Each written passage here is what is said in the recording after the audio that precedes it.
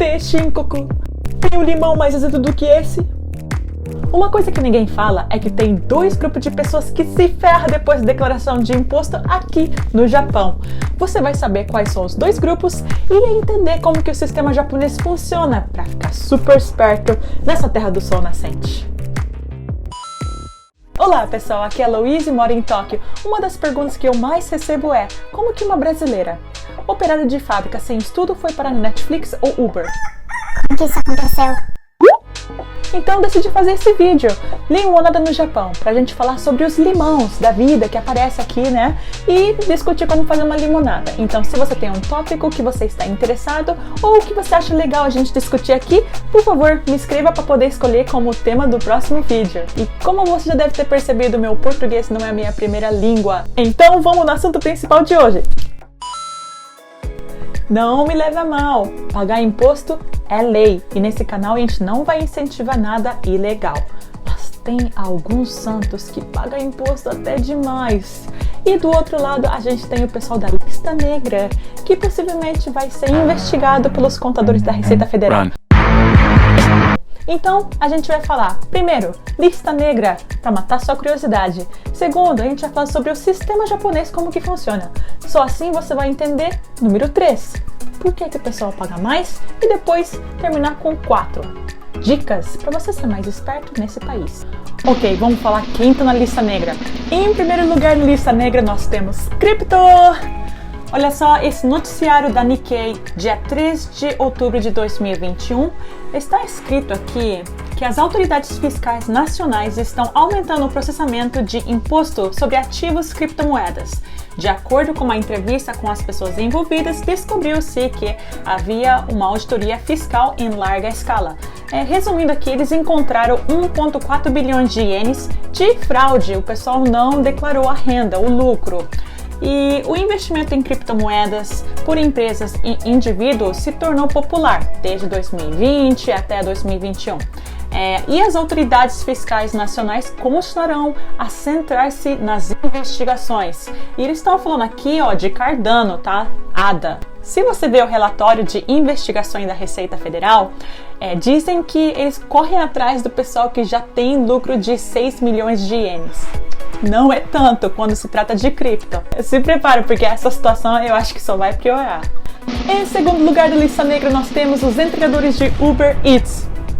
Quanto que você acha que é a renda máxima de um entregador de Uber Eats aqui no Japão? A resposta é 500 mil ienes mensal.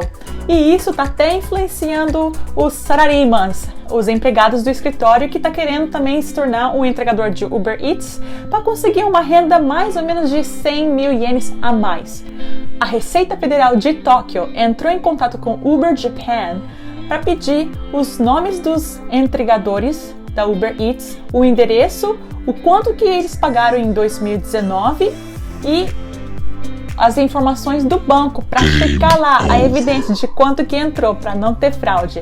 E se eles pedirem em 2019, possivelmente vai pedir todo ano, né? Vai saber. Em terceiro lugar, nós temos Sharing Economy. Eu não sei como que fala isso em português. Se você souber, me ensine. Mas em inglês, Sharing Economy é tudo que está na internet que você pode conseguir uma renda extra, tanto no aplicativo. Por exemplo, a gente tem Uber, Airbnb, a gente tem Mercari no Japão e a lista vai e vai. Todo ano em novembro, a Agência Tributária Nacional do Japão coloca um relatório falando como que foi as investigações naquele ano e eles falam também qual que é a área de foco que eles têm para investigar. E eu coloquei aqui, esse relatório para você poder ver. É muito chato, então não vou ficar muito tempo nesse documento, mas número 3, Sharing Economy, tá escrito aqui que eles estão com foco nisso aqui. Sabe, eu fiquei com curiosidade em saber quais as indústrias que tá na lista negra no Japão. Daí eu fui ver. Primeiro lugar, programador. Segundo, pecuária. Terceiro, médicos. E quarto, kyabakura, hostess. E quando você vê o número de fraude, o número é enorme. Faz a gente pensar, poxa, eles estão ocupados com o pessoal que ganha bem, né? Então, não vai me incomodar. Mas daí eu comecei a pesquisar também como que é o relatório de investigação. E a gente tem uma conclusão muito interessante. Dá uma olhada nisso aqui. Ok, esse é o relatório de quantas investigações teve antes da pandemia e depois, durante a pandemia. Normalmente quando o pessoal faz a investigação, vai lá, bate na porta e vem conversar com você, né? E esses casos, normalmente tem 60 mil casos no Japão e isso diminuiu para 24 mil casos. Mas por causa do Covid, diminuiu, só que o pessoal ligou mais e entregou cartas. Então, esse número aumentou 30%. E o fraude que eles acostumavam a encontrar era de 564 bilhões de ienes, mas durante a pandemia isso abaixou 50% aproximadamente e ficou com 299 bilhões de ienes. O que a gente pode ver com esse relatório é que, por causa da pandemia, o pessoal não pôde descobrir muitas coisas. Então, nesse ano de 2022, se o pessoal puder ir trabalhar sem o problema aí de pandemia, com certeza eles estão aí com vigor aí na garra para começar a caçar o povo. E normalmente quando o pessoal vai fazer investigação, eles checam o banco, checam tudo, então você tem que tomar muito cuidado o que você vai responder. Ok, vamos deixar a lista negra. Agora vamos falar como que o sistema japonês funciona para você poder entender por que o pessoal acaba pagando mais. Vamos desvendar como que funciona o sistema de imposto aqui no Japão. Quanto mais dinheiro, mais poderoso é o governo. E a intenção é ter mais dinheiro ainda. É lógico que isso sai do nosso bolso, já que imprimir mais dinheiro só faz desvalorizar o ienes a longo prazo. Depois da guerra, com a influência dos Estados Unidos, Japão começou a reestruturar o sistema de imposto. E adivinha? Hoje nós temos 47 tipos de imposto nesse país. Fala sério, Japão! 47? O governo não quer que você fique muito esperto, por isso as aulas de finanças não são permitidas no ensino fundamental. Ao invés disso, você ouve: estude muito, vá na faculdade e ganhe muito bem. Mas é lógico, é muito mais fácil coletar o imposto de um funcionário de empresa. E é assim que funciona o esquema. A prefeitura está responsável em calcular aquele imposto. Isso, respirou, pagou, imposto residencial. E a Receita Federal checa se você pagou o imposto certinho. As empresas têm o trato com o governo, onde elas são obrigadas a coletar o seu imposto de renda e o seu imposto residencial bem antes de pagar o seu salário. Esse é o modo sustentável de coletar o imposto mensalmente. Aliás, você nem viu a cor do dinheiro, né? Lá depois de agosto, as empresas se preparam para o Kakute Shinkoku. Eles fazem o reajuste e entregam para você o Gensen, que comprova o quanto que você recebeu no ano e quanto de imposto você pagou. Depois envia para as prefeituras o relatório do seu salário. Lembrando que cada empregado dá satisfação para a prefeitura diferente.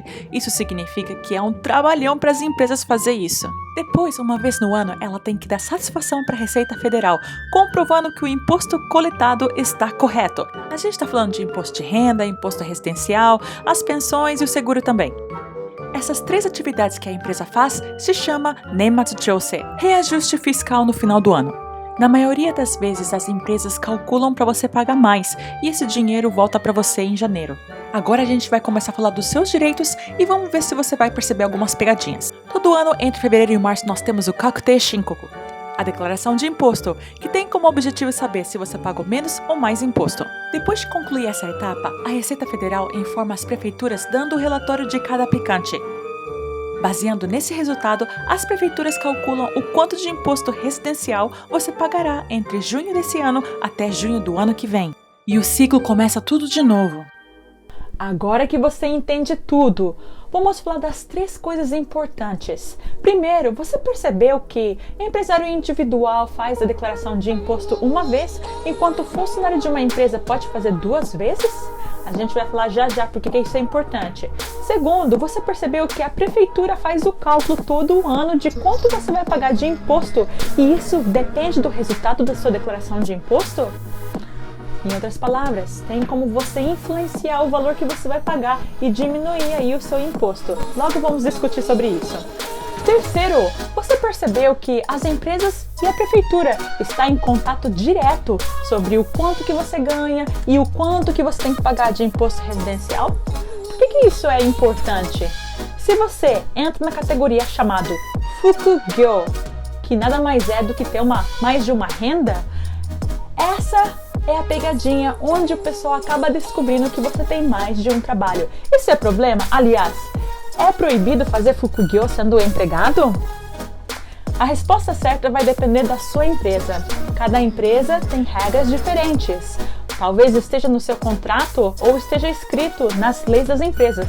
Algumas empresas não permitem que você tenha mais de um trabalho. E se eles descobrem, já era o seu contrato. É importante estar informado e saber como que a sua empresa pensa a respeito de fukugyo. Mas como que elas descobrem?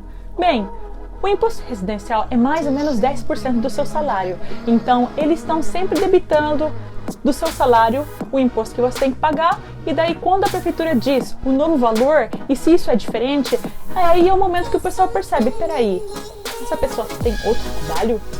E é assim que o pessoal acaba descobrindo, ou se o pessoal dedurar que você tem outro trabalho, né? Essas são as duas únicas formas de eles descobrirem. Como evitar uma situação dessa já é um assunto para um outro vídeo. E por que o pessoal paga mais? Essa é a fórmula simplificada para te explicar como que é calculado o imposto. Você tem a sua renda menos as deduções, que é igual ao valor que vai ser calculado o imposto, vezes a porcentagem de imposto. A situação é que um empregado de uma empresa, às vezes ele tem a renda e não tem nenhuma dedução.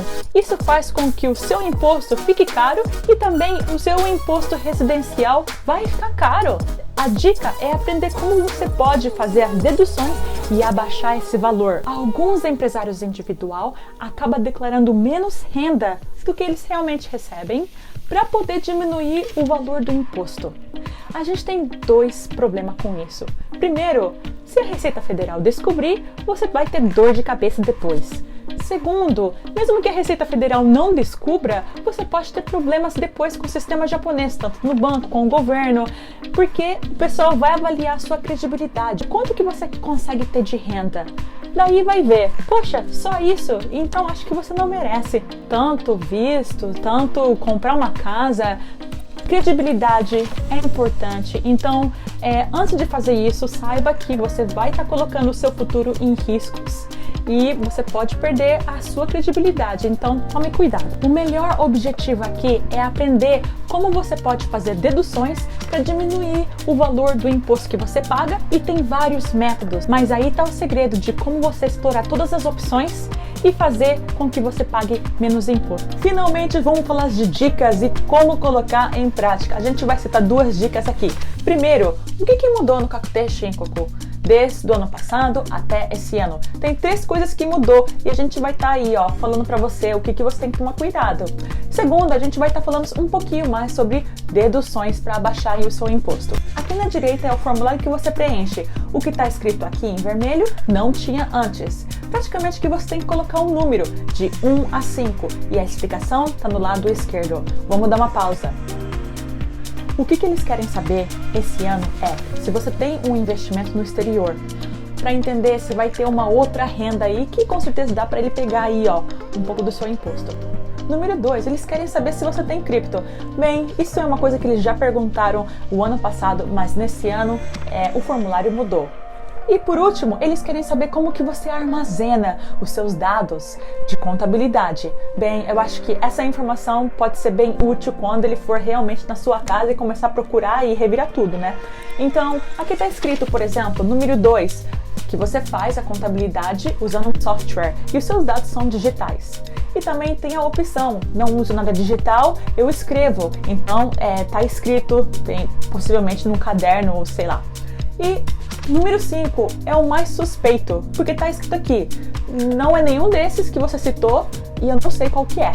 Então, se você coloca número 5, você pode perder toda a sua credibilidade do que você está escrevendo, porque significa que você não entende muito bem o que você está fazendo. Uma vez que você responder número 5, possivelmente o pessoal vai correr atrás de você e perguntar mais. Então, fique atento com essa pegadinha.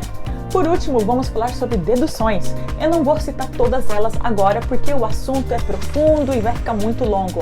Mas, resumindo tudo, se você é um empregado, você tem opções para fazer uma dedução, mas a empresa não faz tudo por você. A empresa está limitada. Então, você tem 2 chances de fazer a declaração de imposto e esse é o seu direito de explorar e fazer por conta própria. Por exemplo, se você tem independente, mesmo que não esteja no Japão, esteja no Brasil e você envia o dinheiro, se você consegue comprovar que é a sua família e que você enviou, daí sim o seu imposto fica mais e mais baixo. Empresário individual tem mais métodos e opções de como você abaixar aí o seu imposto tendo mais deduções. Uma coisa que a gente tem que tomar cuidado é que algumas pessoas que são trabalhadores querem se tornar Kojin-jigyo, empresário individual, para ter esse direito de ter mais métodos de abaixar aí o seu imposto. Mas se você não tem nenhum negócio e está fazendo isso só para conseguir um benefício, toma cuidado, porque isso aí é uma coisa muito arriscada e tem gente que vai preso ensinando uma coisa dessa. Espero que você tenha gostado dessas dicas e que você possa ver Kakutei Shinkoku não só como um limão azedo, mas com uma limonada, uma oportunidade de você fazer uma economia pagando menos imposto legalmente. Aliás, quem vai cuidar melhor do seu dinheiro do que você? Vamos ser espertos no Japão e kanpai!